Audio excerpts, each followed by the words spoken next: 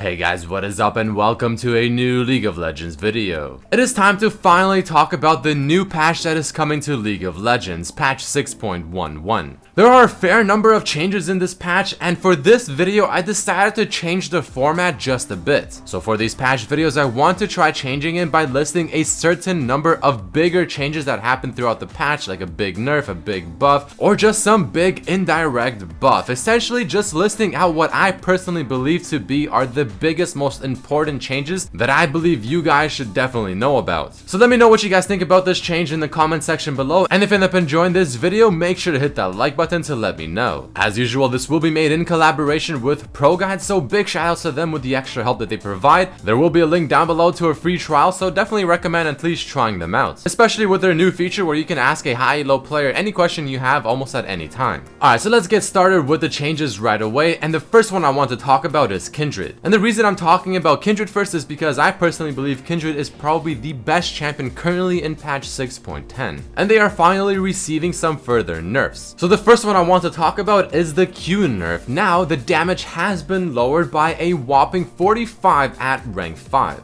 And since Q is usually the first ability you max on Kindred, this is obviously quite impactful. But to try and make up for that, now the damage on the Q will be increased by 5 for every passive stack that you obtain. Now in my opinion, having around 8 or so stacks is a fair number of stacks. It's not an absolute insane amount, but it's not insanely low either. 8 stacks is quite reasonable, and by 8 stacks, obviously that's going to give you an extra 40 damage increase, which will put your Q back up to 175 damage at rank 5 by the time you get those 8 stacks. Now this is not only still 5 damage lower than the 180 you get now just from maxing it to rank 5, but you're also getting this much later into the game. So for the most part, it's a pretty big nerf. However, if you happen to snowball and you just happen to go really ham on the stacks, then there is potential to be doing even more damage later on into the game if you happen to get a lot of stacks. Tiers have also been added to their passive. So tier 1 and tier 2 are the same, meaning that it'll be applied on Scuttlecrab, Wraiths. 4-5 stacks will be on Jungle Camps. If you add 5 to 7 stacks, it'll be applied on Red Buff, Blue Buff, Dragon, and Rift Herald, and 8+ will be on objectives, so like Baron and Elder Dragon. Their E ability is also receiving a bit of nerfs, but it's not the biggest thing in the world, so it's not really worth talking about. All in all, a pretty good nerf. I have to say, it is going to be lowering the damage power of Kindred for most players and for the majority of the game.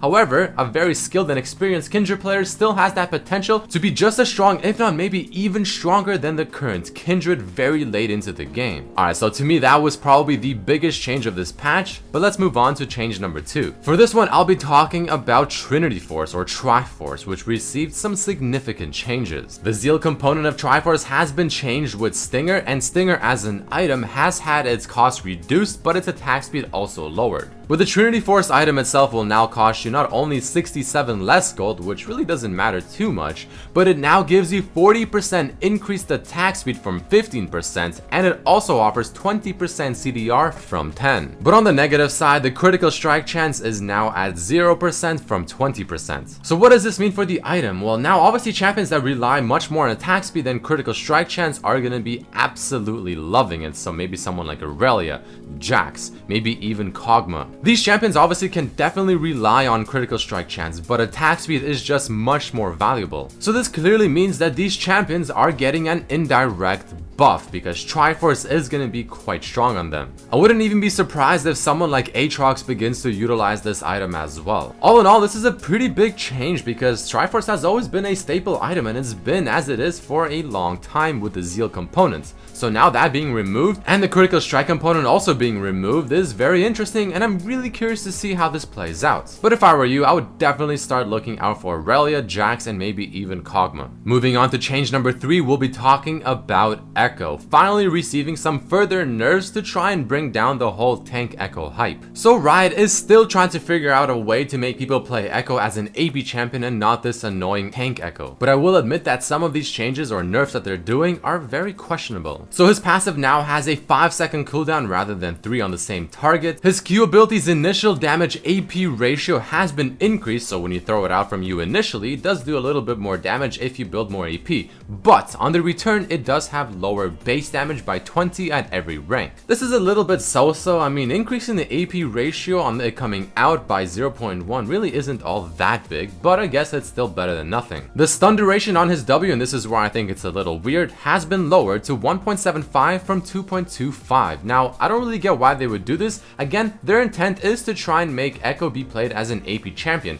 Why not have this stun maybe scale with AP somehow? Because in my opinion, that would definitely give a bigger incentive to play him as an AP champion and not tank. But they're also nerfing his ultimate by reducing the base damage by 50 on every single rank, but increasing the AP ratio to 1.5 from 1.3. All in all, this is pretty good in order to try and make people stop playing tank Echo, but I don't really feel like it's a big enough buff to actually want to play AP Echo either. To me, I feel like a lot of people might stop playing him for a while. I could be 100% wrong, and personally, I'm still going to be playing him because I want to try him out and just see and feel how good he can be. But I really wish that they made the stun on his W scale with AP to just drive even more incentive to play him in such a way. But let's move on to the next change that I want to talk to you guys about, and this is a pretty big one. Illaoi. Whoa, this champion still exists? I know, right? I mean, Illaoi is just absolutely MIA. No one ever sees her anymore. I rarely see her in any of my games. She came out and was considered to be quite strong, especially in the laning phase, but then everyone realized that, you know what, maybe she's just not that good and no one ever plays her. But I have to say, the buffs happening to her in this patch definitely might increase her play rate. So in a nutshell, what they're trying to do is make Illaoi not so reliant on just going some full glass cannon AD type build, and if she doesn't, she'll be lacking damage. Instead, what they're trying to do is make it so that if she does build a little bit of damage but mainly prioritizes tanky stats, she'll still be a big threat. And here's how they're doing that. Whenever you level up your Q, your tentacles damage, which now is called Slam, will be increased by just a flat percent amount of damage it already does, rather than increasing the AD damage ratio. Her W now, instead of doing flat base damage plus a percent of AD scaling, it will now do percent damage of the target's maximum HP while still scaling with AD.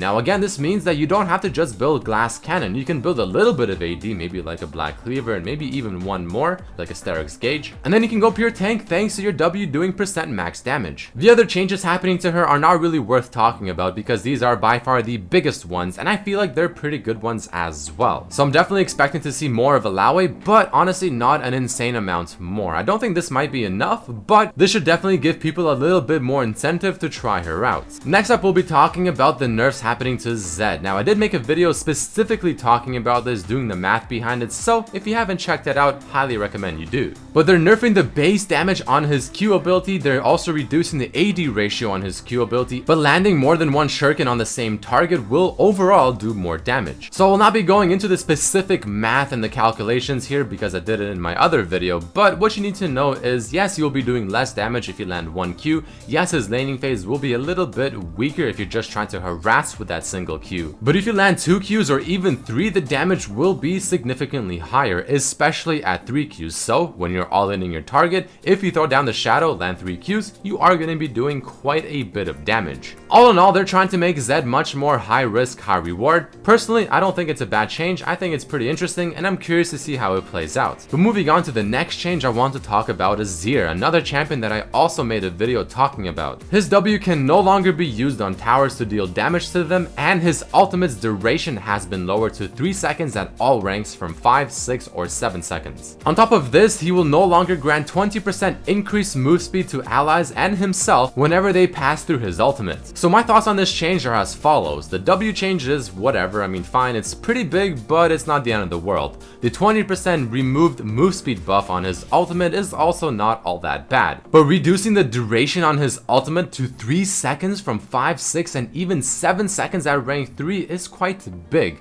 I personally do not agree with this. I think this is a horrible change and I have no idea why they would do this. I still think Azir will be a strong champion in the right hands, and he will always be a strong champion in the right hands. That's just what he is, but this is gonna make things a little bit more awkward. On the bright side, however, insecting people and pulling off those Azir Shurima shuffles and stuff is still very much possible, so I'm really happy that they did not change that, and if they ever do, I will personally fly over to Riot HQ and I will complain. And the final change that I want to talk with you guys about in this this video is going to be with Vel'Koz. He's finally getting a little bit more buffs. His Q slow now decays over a longer period of time, aka the slow will last on the target slightly longer. But the bigger change, the one that actually matters, is the one on his ultimates. So the base damage on his ultimate got reduced by 50 at rank 1, 100 rank 2, 150 at rank 3. But on the bright side, his ultimate will once again apply his passive stacks, which I think is pretty good because his passive does do a lot of damage. But what makes this even better is the fact that he still retains that ultimate passive where if you research the target, then your ultimate does true damage for the full duration. So that's still there. I'm really happy. His passive will be applied by his ultimate. All in all, pretty good change to Vel'Koz. I think it's a buff, and I'll be surprised if I don't see more Vel'Koz in my game's next patch. But that is about it for this video, guys. I mean, there you have the new format of these patch videos. Personally, I think this is more interesting and much more entertaining, because rather than talking about almost every single change happening in this patch, with some of them not really being all that significant or really all that worthy of talking about,